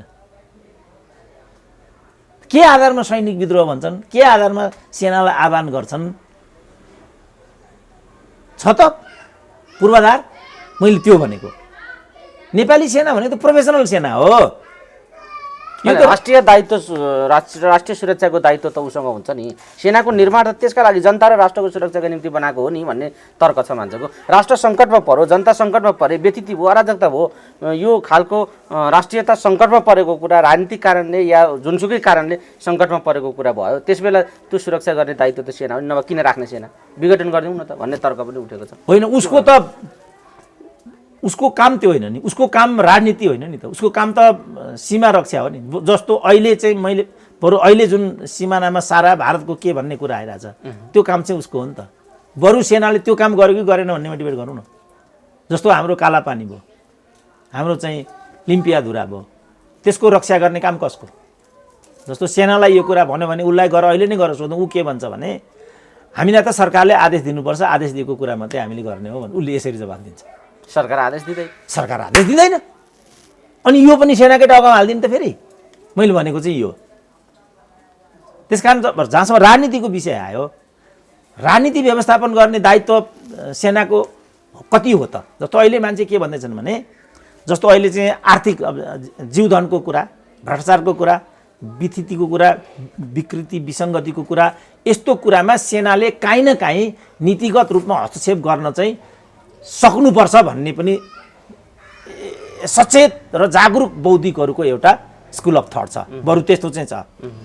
किनभने उसले मात्रै यो के हो भनिदिने बित्तिकै त्यसको अर्कै अर्थ हुन्छ भन्ने छ। जस्तो हाम्रो त्यति बेलाका चाहिँ रक्षा मन्त्रीले लकिरको फकिर भन्थे नि, त्यति भनेको कारणले आज ईश्वर पोखरेलको यो हालत भएको भन्ने छ। हुँदो रहेछ गर्दा, हुँदो रहेछ नि त गर्दा त यो तरिकाले चाहिँ प्रश्न उठाउँदाखेरि अलिकति अर्थ बन्छ भने जस्तो लाग्छ मलाई। अब अर्थनवर्तको सेना आउनु पर्यो, तुरुन्त सैनिक शासन लाग्नु पर्यो, फलानु गर्नु पर्यो भन्ने चाहिँ समय आइसक्यो जस्तो मलाई किन लाग्दैन भने सेना पनि विवादमा आउँछ नि त्यसपछि त। भोलि त ढुङ्गाले हान्न थाल्छन् नि, किनभने यहाँको मनोवृत्ति त यही हो। त्यसकारण दुईटा कुरा सेनाको सन्दर्भमा भन्नु उपयुक्त हुन्छ। एक के भने उसले नीतिगत काहीँ न काहीँ यो जुन जस्तो भनौँ अहिले कोभिडकै कुरा छ, आज त राजनीतिक दलहरू पूर्ण रूपमा चाहिँ सत्तामा केन्द्रित छन्। आज केन्द्रित हुनुपर्ने बिन्दु भनेको त कोभिड हो नि। हजुर यो के भइराखेको भन्न त मिल्छ होला नि त। मलाई नै भनौँ न, 65 वर्ष माथिकालाई चाहिँ भनेर पहिलो खेप दियो, अब 3 महिनाभित्रमा चाहिँ दोस्रो खेप दिइसक्नु पर्ने भन्ने छ। अब अहिले विकल्पको व्यवस्थै छैन, सम्भावना पनि धेरै परसम्म पनि देखा पर्दैन, अर्को कम्पनीको खोप लगाउनु मिल्दैन भन्ने छ। अब 65 वर्ष माथिका ज्येष्ठ नागरिकहरूले कसरी जीवधनको रक्षा गर्ने त? यो जीवधनको रक्षाको ग्यारेन्टी कसको त? यसमा सेनाको कति के हो? किनभने सेना पनि त यही संरचनाभित्रको एउटा निर्णायक अङ्ग हो। यसमा उसले पुरै मौनता बा भित्रभित्र सेना पक्षले चाहिँ बा यो दुवै डोज लगाइसकेको छ कि? जसरी नेताहरूले चाहिँ भित्रभित्र आफू र आफ्नो परिवारजनहरूलाई दिइसकेको हुनाले 65 वर्षभन्दा माथिकोलाई लगाउनु पर्ने खोप त्यहाँ खर्च भएको हुनाले हामीले नपाएको भन्ने, यो त राष्ट्रिय अपराध भयो नि। राजनीतिले राष्ट्रिय अपराध गरिरहँदाखेरि सेनाको कुनै भूमिका हुने कि नहुने, हुन्छ कि हुँदैन, यो चाहिँ बरु मैले लेख्दा एउटा प्रश्न बन्छ। तर सेना तुरुन्त आउनु पर्यो भन्ने प्रश्न चाहिँ मलाई लाग्छ समयभन्दा अलिकति छिटो हुन्छ यो। डाक्टर साहब, हामी कुराकानीको अन्तिम चरणमा छौँ। जसरी पनि राष्ट्रिय दायित्व बोकेका संस्थाहरूले काहीँ न काहीँ खबरदारी गर्नुपर्छ, त्यो नपुग्दाखेरि यो सङ्कट आएको हो भन्ने जनगुनासो पनि बढेको र त्यो खबरदारी भइदिए हुन्थ्यो भन्ने आशय र निराशाको अभिव्यक्ति अनुरूप नै गोडसे बन्छु भने जस्तै कहीँबाट सेना आइज भने जस्तो त्यस्तै मिलेको हुनसक्छ। जनताका निराशाहरू बढेका छन्। तर सबैभन्दा जटिल कुरा चाहिँ को गोडसे बन्छ, कसले सेना आइज भन्छ भन्दा पनि मान्छे किन त्यतातिर सोच्न थाले र त्यो सोचाइप्रति शासक संवेदनशील हुनुपर्ने हो कि होइन भन्ने कुरा पनि आजको विषय हो। तिनीहरूले त्यसो भनेर खनिने, त्यहाँ बदलाको भाव लिने, ज्ञानेन्द्र साईलाई कुट्दै हिँड्ने, वैद्यलाई थुन्ने, कोनिकललाई के गर्ने भन्ने भन्दा पनि त्यो मान्छे किन त्यसो गरिराखेका छन् हामी विरुद्ध भन्ने कुरा सोच्ने खालको शासकले त्यतापट्टि सोच्नु जरुरी छ भन्ने खालको कुरा मानिसहरू उठाइराखेका छन्। तर त्यतापट्टि सोच्नेतिर त ओलीजी र अहिलेको यो सत्ता गएको देखिँदैन। पार्टीका नेता कार्यकर्ता त बराबरी हामी हानाहान गर्न तयार छौँ भन्न थालेपछि अब काहीँ न काहीँ रूपान्तरणको आशा यिनीहरूबाट गर्न सकिन्छ या यिनीहरू त्यतापट्टि फर्केर यो संवेदनशीलतालाई हल गर्ने र सम्बोधन गर्ने कुरामा जालान् भन्न सकिन्छ त अहिले? होइन, अब शासकहरू दुई किसिमको हुन्छ। एउटा शासक चाहिँ एकाउन्टेबल हुन्छ, अर्को शासक चाहिँ रेस्पोन्सिबल हुन्छ। यिनीहरू चाहिँ रेस्पोन्सिबल मात्रै हुन्, यिनीहरू एकाउन्टेबल होइनन्। एकाउन्टेबल शासकले चाहिँ भाइले भने जस्तो दायित्व बोध गर्छ। ल प्रश्न उठ्यो, जस्तो रामायणको एउटा प्रसङ्ग छ, एक दिन नागरिकहरू के सोच्दा रहेछन् भनेर रामचन्द्र चाहिँ साँझको बेला चाहिँ सहर घुम्दै थिए। दुईजना धोबीहरू त्यहाँ गफ गर्दा रहेछन्, यो रामे ठुलो फुर्ती लाउँछ, अर्का लगेको स्वास्नी बोकेर हिँड्छ, फुर्ती लाउँछ, लाउँछ, राजा भन्छ फुर्ती लाउँछ भन्दै रहेछन्। अब रामचन्द्रले सोच्यो, ओहो मेरो धोबीले कुरा काट्यो, मेरो धरातल त एकदमै कमजोर पो रहेछ। अब उनले के गरे भने जनगुनासो यो भएको हुनाले सीतालाई लगेर जङ्गलमा छोडिदिनु, किनभने मैले अर्काको स्वास्नी बेहोरेर बस्न मिल्दैन। रामचन्द्रलाई पनि थाहा छ सीता अर्काकी स्वास्नी भएकी छैनन्, सीताको पवित्रतामा कुनै प्रश्न पनि छैन। अझ सीता चाहिँ गर्भवती छिन्, गर्भवती धर्मपत्नीलाई जङ्गलमा लगेर छोड्नु कतिको उचित कतिको अनुचित त्यो पनि डिबेटको ठुलो एउटा क्षेत्र नभएको भन्ने होइन। तर एकाउन्टेबल शासकले चाहिँ जनगुनासोहरूलाई तत्क्षण वहन गर्छ। अब केपी ओलीबाट तपाईँ त्यो आशा गर्ने वहन गर्छ र सफाई लिने प्रयत्न गर्छ। तर ओलीबाट त त्यस्तो देखिँदैन। त ओली त अब एकाउन्टेबल शासक होइन नि, उनी एकाउन्टेबल हुन्थे भने त जस्तो अदालतले नै मध्यावधि बदरको घोषणालाई चाहिँ बदर गरिदियो, सिफारिसको घोषणालाई चाहिँ बदर गरिदियो, अदालतलाई नै लुप्पुवा खुवाउँदै लगात अहिले भनौँ न अहिले 4-5वटा त अदालतले नै उनका निर्णयहरूलाई बदर गरिदियो। उनलाई लज्जा बोधै हुँदैन, उनलाई अनुभूति नै हुँदैन। अब फेरि उनका काउन्टर पार्टहरूको कुरा उनीहरू फेरि उस्तै छन्, त्यही दलमा हुँ भन्छन्, ऊ दललाई प्रधानमन्त्री बनाउनु पर्छ भन्दै हिँड्छन्। झोला बोकेर अर्कातिर हिँडेका छन्। अब यो समस्या डाक्टर साहब कसरी हल होला त भन्ने प्रश्न फेरि उही गाँठो पर्छ क्या, घुमी फेरि हल कसरी होला यो समस्या भन्ने आउँछ। अब त्यही अघिकै कुरा कि जनविद्रोह कि त निर्वाचन भन्ने कुरा त्यतातिर त्यही पुग्नुपर्छ फेरि होइन, यो दलको हकमा त्यहाँ पुग्नु पर्दैन। कता पुग्नुपर्छ यो त त्यहाँभित्र आखिर दल भनेको त कसैको निजी होइन, बपौती होइन नि त। त्यहाँभित्र त अनेक पिँढी र पुस्ता दर पुस्ताको चाहिँ त्याग र लगानी छन् त त्यहाँभित्र। तर अहिले त राजनीति त दासहरूको मालिक रिजाउने संस्कार जस्तो भएको छ। बस अब यिनीहरूको हकमा चाहिँ दासत्वबाट मुक्ति यिनीहरूको हकमा आकर्षित हुने प्रस्ताव हो। यी दासहरूले अब कार्यकर्ता हुनुपर्छ। यी जसलाई झोले भन्छन् नि यहाँका, यी झोलेहरूले थपकन झोला बिसा। अब प्रश्न उठ्छ जस्तो अहिले योगेशले त भनिसके नि, तिमीहरू दुई नेताको अहङ्कारले गर्दाखेरि हामी कतिले पृथ्वी सुब्बा गुरुङ हुनुपर्ने? गम्भीर प्रश्न आयो कि आएन? गम्भीर आयो। मैले हिजोदेखि भनिरहेको थिएँ एउटा घनश्याम भुसालले त त्यहाँ उभिएर प्रश्न गर्नुपर्छ तपाईँहरूको लडाइँ केको लागि हो भनेर म भन्थेँ नि। अब अहिले भनौँ न, अब यो मेरो कारणले यो भयो त म भन्दिनँ, किनभने हाम्रो कुरा यिनीहरू सुन्नेपट्टि नै छैनन्। तर योगेशले भनेको कुरा त प्रतिनिधिमूलक घटना हो नि। कतिजनाले पृथ्वी सुब्बा गुरुङ हुनुपर्ने, किनभने यही कुरा चाहिँ भोलि चाहिँ लुम्बिनीमा हुन्छ, यही कुरा भोलि चाहिँ प्रदेश नम्बर 1मा हुन्छ। अब कर्णाली र सुदूरपश्चिममा त भइ नै सक्यो, भयो, एकमा पनि हुने नै आँटो हुने पक्का छ। अनि भोलि पर्सि कहिले हुन्छ भइहाल्छ। त यो किन त भन्दा यो त पृथ्वी के अरे शेरदन राईको कारणले होइन नि, उनले त ठिकैसँग त्यो चलाइरहेका थिए नि त।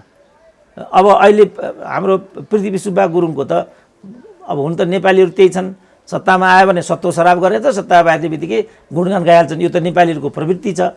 तैपनि पृथ्वी सुब्बा गुरुङको प्रस्तुति अहिलेसम्मको सबै कुरा हेर्दाखेरि उनले यसरी दण्डित हुनुपर्ने त अवस्था केही थिएन नि। कोबाट दण्डित भए त भन्दाखेरि जुन दीपक मनाङेलाई यिनीहरूले नै मन्त्री बनाएका र यिनै कार्यकर्ता जसले ढोक्थे, हामीलाई कुट्ने गाली गर्ने त्यहाँ गएर ढोक्ने होइन नि, यस्ता पनि कार्यकर्ता हुन्छन्। यो कम्युनिस्ट कार्यकर्ताले गर्ने कार्यशैली हो यो। त्यसकारण त्यहाँ चाहिँ आम जनविद्रोह र सही प्रतिनिधित्व एउटा विकल्पको लार्जली चाहिँ स्पेसिफिकल्ली चाहिँ दलहरूको हकमा दलभित्र जुन एउटा दासत्वको चाहिँ एउटा साम्राज्य छ, ती दासहरूलाई मुक्त गराउने एउटा चन्द्र शमशेर आजको आवश्यकता हो। दलभित्र एउटा चन्द्र शमशेर चाहियो। हामीले राणालाई जति गाली गरे पनि राणैले हो त्रिचन्द्र खोलिदियो, राणैले हो सती प्रथा अन्त गरिदियो, राणैले हो दास प्रथा अन्त गरिदियो। तर यी दलभित्रका दासहरूलाई कसले चाहिँ उन्मुक्ति दिलाइदिने त? कसले मुक्त गराउने? दलका दासहरूलाई। दलको हकमा चाहिँ त्यो कुरा आकर्षित हुन्छ। राष्ट्रको हकमा यो दुईटा कुरा हो, दलको हकमा चाहिँ यही कुरा हो। ती कार्यकर्ताहरू दासत्वबाट मुक्त हुने बित्तिकै ती मुक्त झोलेहरूले चाहिँ अनि बल्ल यो प्रश्न किन भनेर, जस्तो अहिले योगेश भट्टराईले मात्रै यो प्रश्न उठाएका छन्, भोलि यसमा गोकर्ण थपिन्छन्, घनश्याम थपिन्छन्, अनेक अरू श्यामहरू थपिन्छन्। जस्तो रामकुमारी झाँक्रीले त हिजै हिम्मत गरिन् नि, हिजै उनले हिम्मत गरेको हो नि त। खालि मेरो भनाइ के भने त्यही दलभित्र बसेर त्यही दलको विरुद्धमा यस्तो बमण्डल गर्नु कति उचित हुन्छ? तिमीहरू कमिटी प्रणालीभित्र कमिटीमा यो कुरालाई किन आवाज उठाउँदैनौ?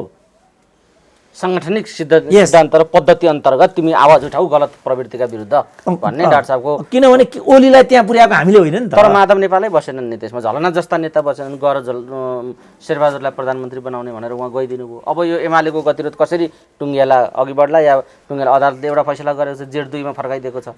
उहाँहरू झोला बोकेर सर्वोच्च पुग्नु भएको छ शेरबहादुरलाई प्रधानमन्त्री बनाउन। अब के कसरी टुङ्गिन्छ होला डाक्टर? अब यो पनि उहाँहरूकै त्रुटि कारण। अदालतभित्र राजनीति नगर भनेको थियौँ नि हामीले, त्यहाँ त अदालतभित्र न्यायाधीश कोही छैन नि अहिले। कुन बेन्चमा कुन न्यायाधीश छ भन्ने आधारमा यसको फैसला के हुन्छ भन्ने कुरा परै थाहा हुन्छ। कुन बेन्चमा कुन झोले कार्यकर्ता छ भन्ने जस्तो स्थिति आयो। प्रष्टै त्यही छ नि त कुरा त। त्यसैले उनीहरूले भनिसके, शम्भु थापाले नामै लिएर भनिसके तिमी विधामा बस भनेर। अदालतभित्र एउटा वकिलले फैसला गर्न योग्य छैन विधा बस भनिदिए। तिमी विधामा बस भनेर देशको प्रधान न्यायाधीशलाई भन्छ भने देशको न्याय प्रणाली कहाँ रहेछ त?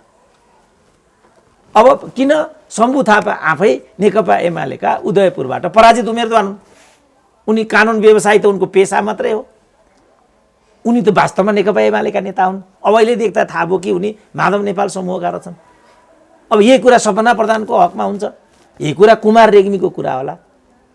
तिनीहरूलाई नै टेकेर, जमेरा त म चिन्दिनँ नि त फेरि, तिनीहरूलाई नै टेकेर हुनुभयो चोलेन्द्र शमशेरलाई थप्पड हान्थ्यो एउटाले गएर। जबकि हिजो चोलेन्द्र शमशेर भन्ने नाम पनि लिनको लागि अदालतमा नानी आकर्षित हुन्थ्यो, सकिन्थ्यो बोल्न। बिगार्दै बिगार्दै बिगार्दै बिगार्दै यिनीहरूले चिज यहाँ ल्याए। प्रश्न गर्न पनि डर मर्नुहुन्थ्यो। अहिले त निर्धक्कसँगले कुन झोले कार्यकर्ता छ इजलासमा भनेर हेर्नुपर्ने स्थिति आयो। मलाई राम्रो हामी भन्न सक्ने भयौँ। म आफै टुडी खेलमा उपस्थित थिएँ। जनमत सङ्ग्रह 36 सालको सन्दर्भमा डाक्टर केआई सिंहले एउटा भाषण गरे। यो नैनेश्वर यो कर्मचारीको छोरो हो, यो यसको के बुद्धि हुन्छ? कर्मचारीको पनि बुद्धि यस्तो भन्थ्यो डाक्टर केआई सिंहले। तुरुन्तै कारबाही भइहाल्यो नि केआई सिंहलाई। जाबो नैनबहादुर सुवारले, होइन नैनबहादुर खत्री, सुवार होइन, नैनबहादुर खत्री। नैनबहादुर सुवार भन्ने चाहिँ अछामका मन्त्री हुन्, दिवंगत भइसक्यो अहिले। यी चाहिँ नैनबहादुर खत्री। यी कस्ता खत्री भनेदेखि राणाका पालादेखि यिनी चाहिँ फरेन सर्भिसमा रहेका मान्छे। राजाले यिनलाई चाहिँ त्यहाँ राजदूत बनाए। देशको यहाँ प्रधान न्यायाधीश भए। अहिलेका यी नालायकहरूले दुईचोटि राष्ट्रिय मानवाधिकार आयोगको अध्यक्ष बनाए। यस्ता हरामी हुन् नि यिनीहरू त। किनभने यिनीहरू आफ्नो प्रतिभा विकास गर्नुपर्छ, आफ्नालाई बनाउनुपर्छ, आफ्नालाई विकास बनाउनुपर्छ भन्ने छैन। यिनीहरूलाई दीपक मनाङ्गे चाहिन्छ। अनि हामीले बोलिदिनु पर्यो। अब हामी कोपमा पर्ने भयो नबोल्नु भन्दै पनि एकचोटि म दीपक मनाङ्गेसँग भेट भएको थियो मेरो पोखरामा। ल यो त सुरेन्द्र केसी त डन रहेछ भन्थे मलाई। अब गर ढोक, 1-2 महिना पछाडि मन्त्री हुन्छ दीपक मनाङ्गे, अनि गर ढोक, अनि त मलाई भेट्न आइज। म भन्थेँ अब यी दासहरूलाई सुरेन्द्र केसीलाई किन सुरेन्द्र केसी जे भने हुन्छ भन्ने छ नि त। दीपक मनाले त सोच्नु पर्यो, भनिसक्दा उता आइलागिहाल्छ फेरि। अनि हो यी दासहरूलाई मुक्ति दिलाउने, मुक्त दासहरूको निर्माण यी दलका कार्यकर्ताहरूको हकमा चाहिँ आकर्षित हुने प्रश्न हो। दलका कार्यकर्ताहरू चाहिँ चन्द्र शमशेरको युगमा, यस उनी ठ्याक्कै चन्द्र शमशेर छन्। उनीहरू चन्द्र शमशेरको शासनकालका जस्ता भए। ठ्याक्कै उनीहरू यही भन्ने नत्र भने यत्रो यिनीहरूलाई गुनासो थियो भने किन चाहिँ खड्गौलीलाई त्यहाँ हामीले पुर्याएको हो? सङ्गठित कार्यकर्ताले निर्वाचित भएर माधव नेपाललाई हराएर 5 वर्षको लागि अध्यक्ष भएको मान्छे होइन खड्गौली भने। अब पार्टी पद्धतिले के भन्छ? त्यो 5 वर्ष त आफूले खप्नुपर्छ। अब त्यो 5 वर्ष उनले चाहिँ सङ्गठनात्मक सिद्धान्त, पार्टीको गरिमा र गौरव अनुकूल काम गरेको छैन भने पार्टीभित्र नै त्यसलाई कारबाहीको विषय बनाउनुपर्छ। र पार्टीले नै उनलाई चाहिँ सस्पेन्ड गर्ने हो कि निकाला गर्ने हो कि दण्डित गर्ने हो कि के गर्ने हो? तर जग हसाएर कम्युनिस्ट पार्टीको भित्रको कुरा बाहिर ल्याएर संसार हँसाइसके। अब हेर त ल, अब ऊ त्यो पोखरामा त्यहाँ काङ्ग्रेसले जिते हो र त्यो यिनीहरूले नै जितेको त हो, हराएको त हो, त्यो काङ्ग्रेसले जिते हो त्यो हो। यो प्रवृत्ति के दलीय हो? मैले भनेको यस्तो किन गर्छन् त भन्दा यिनीहरू कार्यकर्ताहरू दास हुन्। यिनीहरू जो चाहिँ दास भनेको के हो? दास 2 किसिमको हुन्छ। मान्छे 2 तरिकाले दास हुन्थ्यो हिजो। मान्छे नै पनि कोही मासिने भन्ने हुन्थ्यो, कोही नमासिने भन्ने हुन्थ्यो। यी चाहिँ नमासिने दासहरू हुन्। यिनीहरू दास त दासै हुन् तर नमासिने दासहरू। मासिने भयो भने के हुन्छ? काङ्ग्रेस हुँदा हुँदैको कार्यकर्ता, कम्युनिस्ट हुँदा हुँदैको कार्यकर्ता यदि मासिने जातको हो भनेदेखि त्यो काङ्ग्रेस हुन्छ। जस्तो अब दीपक मनाङ्गे चाहिँ काङ्ग्रेसै भयो भने पनि कुनै अचम्म भएन नि। त्यो मासिने जातको हो त्यो दीपक मनाङ्गे चाहिँ। रामकुमारी झाँक्रीहरू नमासिने जातका हुन् तर दास हुन् यिनीहरू। त्यहाँबाटको मुक्ति यिनीहरूको हकमा पहिलो प्रश्न हो। राष्ट्रको हकमा ती 2टा प्रश्न हुन्, यिनीहरूको हकमा चाहिँ त्यो प्रश्न हुन्छ। आजको अहम प्रश्न चाहिँ मैले लेख्दा त्यही हो। डाक्टर साहब, हामी कुराकानीको अन्तिम चरणमा छौँ। धेरै सन्दर्भहरू आज जोडेर कुराकानी गरियो। जाँदै अब यी आम छलफल र कुराकानीका बिचबाट पनि मानिसहरूले फेरि पनि निराशा र समस्या नै दिमागमा पैदा गर्न सक्छन्। किन सङ्कट छ, खबरदारीले काम गर्दैन, गर्नुपर्नेले गरिदिँदैन, ओलीलाई नियन्त्रण गर्न सक्ने स्थिति छैन, बहिर्गमन गराएर बाटो खुल्ला गरेर एउटा थिति कम्तीमा शान्तिको सास फेरौँ न भन्ने अवस्था पनि छैन। निर्वाचनबाट परिणाम बदलेर ट्रम्पलाई जस्तो दिउँ न त गालामा भन्दा त्यो पनि स्थिति छैन भनेपछि अब ठ्याक्कै यो बेला नागरिकहरूले कसरी सोच्नुपर्छ बताइदिनुहोस् त। जाँदै के भन्न चाहनुहुन्छ? होइन अब सुन्ने दर्शक श्रोतालाई जाँदै अब यसो सान्त्वना के भन्न चाहनुहुन्छ? अब नागरिक को पङ्क्तिबाट उभिएर हेर्नु पर्दाखेरि चाहिँ म त्यही कुरा दोहोऱ्याउँछु कि केपी ओली चाहिँ परिणाम हुन्, कारण चाहिँ यिनीहरू हुन्। केपी ओलीलाई किनारा लगाउने, पहिलो त केपी ओलीलाई किनारा लगाउने उपयुक्त ठाउँ भनेको नेकपा नै थियो। 2.5 वर्षको कुरा छोडेर प्रचण्डले नै आजको स्थिति ल्याएका छन्। त्यसकारण गल्ती गर्ने प्रचण्ड, कोपमा पर्ने हामी, त्यस्तो हुन सक्दैन। त्यहाँबाट कुरा बिग्रिँदै बिग्रिँदै यहाँ आएको छ। अब यसलाई अदालतका माध्यमबाट किनारा लगाउनु सबैभन्दा सुरक्षित मैले देख्दा विकल्प हुन्छ। तर त्यहाँ पनि यो निकासको बाटोतर्फ जान दिने जस्तो स्थिति देखिएको छैन त्यहाँ पनि। भनेपछि त हाउस पुनर्स्थापित नै हुने भयो। अब फेरि केपी ओलीले के गर्छन् केही ठेगान छैन नि। कुटेर निकाल्न मिल्दैन, सजिलो तरिकाबाट केपी ओली त्यहाँ वैधानिक तरिकाले निकाल्नलाई प्रक्रिया पुग्दैन। फेरि अब के हुन्छ भन्दाखेरि केपी ओलीले विश्वासको मत लिनुपर्छ भन्ने कुरा हुन्छ। गइदिन्छन् उनी, गइदिन्छन्, हार्छन्, फेरि मध्यावधि सिफारिस गरिदिन्छन्। यसबाट समाधान आउँछ त? एकम लज्जा त्याज्यम सर्वत्र विजयी भए त केपी ओली त यो कटुन लगाएका साँढे गोरु जस्तै भए। अब त उनले माओवादीलाई भनेको उखान मैले देख्दा उनैमाथि आएर बुमरिङ भयो यो। अब अहिले उनले त कुनै कटुन लगाएको छैन। एकम लज्जा त्याज्यम सर्वत्र विजयी भए त मान्छेको इज्जत त चारौँले ढाएको हुन्छ। त्यो निकाल्ने बित्तिकै दिगम्बक भएर कोही चाहिँ पशुपतिमा नाङ्गा बाबा भएर ठाडो खुट्टा लाएर उत्ताउनुपर्छ भने अब हाम्रो के भयो? हामी भाग्नु परेन? त्यसो भएको हुनाले अब अदालतको फैसलालाई धैर्यतापूर्वक हेरौँ र अब कुनै प्रक्रियाले काम गरेन भने 5 वर्ष जे छ यही सहौँ र 5 वर्षपछि समाधान निकालौँ भन्ने हो। होइन, त्यस्तो हुँदैन। चिज त्यहाँ पुग्छ। यसबाट हामीले उन्मुक्ति चाहेको हो भनेदेखि अदालतले पनि हाम्रो सबै कुरा त सुन्छ। तर अदालतलाई यसो गर भन्नु त भएन। त्यस्तो गऱ्यो भने त हामी 4 प्रधान न्यायाधीश जस्ता नै हुने भइहाल्यौँ। सब जुडिस विषयमा हामीले बोल्नु हुँदैन।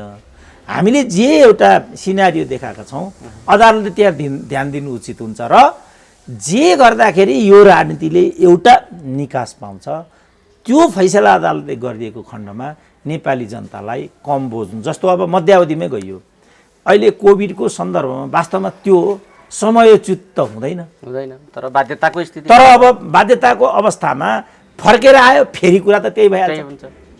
अनि भनेपछि लोकतन्त्रमा जनता नै निर्णायक हुन् भन्ने कुरा त सर्वसम्मत हो नि त। हामीले नेताहरूको यो स्वभावलाई हेरेर हामीले पनि होइन, यिनीहरूले नै राखेको हो नि त। मध्यावधिको व्यवस्था नगर्ने त यिनीहरू नै हुन् नि त। यिनीहरू नै हुन्। 76 को 5 निर्दलीय चाहिँ प्रधानमन्त्री हुने परिकल्पना रहेछ, त्यो राखेको पनि यिनैले हो। अब अहिले त्यही छिद्रलाई टेकेर यो त दलको हुइप लाग्दैन हुन्छ भनेर माधव नेपालहरूले त्यहाँ टेकेर यहाँ हान्दे। फेरि 76 को 5 ले त्यो कुरा हो कि भन्ने छिद्र छोडेको रहेछ। तर राष्ट्रपतिलाई लागेमा भन्ने रहेछ त्यहाँ। राष्ट्रपतिले लागेन बनाइनन्, लागेन। त यो सब हामीले गरायो होइन नि, यो सब नेपाली जनताले गरायो होइन नि। यिनीहरूले गरेको कुराको टेन्सन नेपाली जनताले बेहोर्नु पर्ने किन, भोग्नु पर्ने किन? मुख्य प्रश्न चाहिँ यो हो। त्यो भएको हुनाले अदालत निर्णायक भयो। अब अदालतलाई हामीले आह्वान गर्न पनि मिल्दैन। अघि मैले भनिहालेँ कि प्रधान न्यायाधीश नै हुनु पर्यो। पूर्व प्रधान न्यायाधीशले जे गरे नै हुँदो रहेछ। फेरि यहाँ हार्दिकतापूर्वक आफ्नो धारणा राख्न त पाइयो नि त। हार्दिकतापूर्वक चाहिँ यो सबलाई हेरेर अदालतले के गर्दा चाहिँ यसले सही निकास पाउँछ त्यो खालको फैसला गरिदियो भने अरूको हातमा छैन, अदालतको हातमा मात्रै छ। हस् डाक्टर साहब, अमूल्य समय दिनुभयो। अब जनताको, राष्ट्रको मर्म भावना र सुरक्षा सबै कुरा अपनाएर सर्वोच्चले गर्ला भन्ने आशाका साथ अब नेपाली जनताले बस्नुको विकल्प रहेन भन्ने आजको समग्र निष्कर्ष यो रह्यो। डाक्टर साहबले समय दिनुभयो, यो महत्त्वपूर्ण समय र संवादका लागि यहाँलाई धेरै धेरै धन्यवाद। ल हस्, धन्यवाद।